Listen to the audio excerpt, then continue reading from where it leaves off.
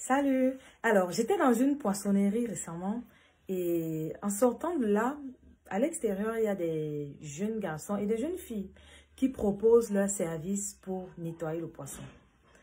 Naturellement, je leur ai donné mon poisson et pendant que le jeune homme nettoyait le mien, j'ai commencé à discuter avec lui. Vous savez que moi, je suis curieuse.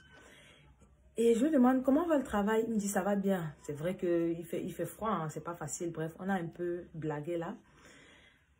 Et je lui demande, est-ce qu'il fait autre chose en dehors de nettoyer son poisson?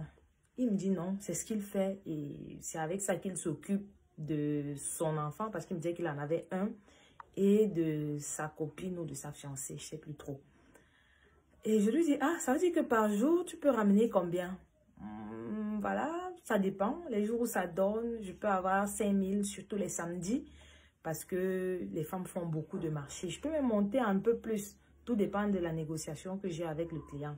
Moi, ce jour-là, je lui avais remis 1 000 francs.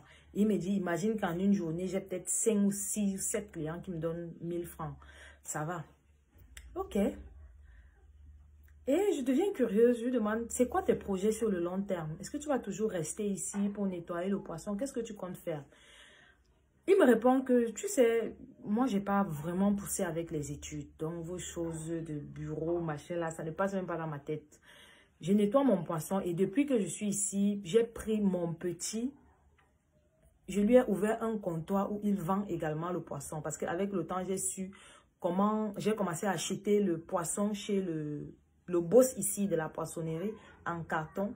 Et j'ai placé mon petit quelque part là dans le marché où il expose les poissons en tas. Donc quand on finit le soir, on rentre, on fait les comptes. Donc j'ai mon petit business qui tourne là-bas et je suis ici. D'accord. Là, je lui demande encore, donc, tu as d'autres ambitions avec le temps? Il me dit, oui, avec le temps, je compte ouvrir également une poissonnerie. Puisque moi, je suis déjà dans le monde, je connais les rois. Je sais que tous les jours, même si ça n'a pas donné, il y a les femmes qui entrent, elles achètent le poisson. Même quand le prix monte, il y a toujours les gens qui sont là pour acheter le poisson. Donc, avec le temps, mon rêve, c'est d'avoir une poissonnerie. Mais en attendant, comme j'ai déjà placé mon petit là-bas, j'ai encore notre petit. Dès que je réussis à avoir un peu plus de capital, je positionne aussi sa table à côté pour qu'il commence à vendre le poisson. Son histoire m'a intriguée et ça a attiré mon attention également positivement. Déjà parce que je me suis dit, waouh, il ne se gêne pas à se salir les mains, il le fait. Ça a encore attiré mon attention parce qu'il y avait des jeunes filles également qui se battaient là pour discuter les clients et nettoyer le poisson. Ce que j'ai retenu de cet échange avec le jeune homme et que j'ai voulu partager avec vous, c'est que on peut commencer n'importe où, premièrement. Vraiment, ça dit, comme on dit dans la parole de Dieu, tout ce que ta main trouve à faire, fais-le. Bien sûr, tant que ça entre en alignement avec vos valeurs et que si vous restez une personne digne, tout ce que ta main trouve à faire, fais-le. Vendre la tomate, nettoyer le poisson. J'imagine que ça ne demande pas de capital pour commencer à nettoyer le poisson. Il le fait. Deuxièmement, ce que vous commencez à faire aujourd'hui, il y a de fortes chances que ça vous ouvre les portes demain. Ou alors il y a de fortes chances qu'à partir de là, vous puissiez avoir d'autres perspectives que vous n'auriez jamais eues si vous étiez resté chez vous. Si vous étiez resté à vous dire que voilà, moi j'ai déposé les dossiers, on ne m'appelle pas. En tout cas, qui va aller faire ça? Je reste chez moi. Non. Parfois, il faut sortir, franchir le pas. Et avec le temps, vous allez vous rendre compte que l'endroit où vous êtes vous ouvre l'esprit, vous ouvre le cerveau. Vous dites, ah, donc il y avait possibilité de faire ça. Moi, je me rappelle à une époque, j'ai fait le stage dans une ONG, dans une organisation. J'étais payée 0 francs. Je sortais le matin, j'y allais.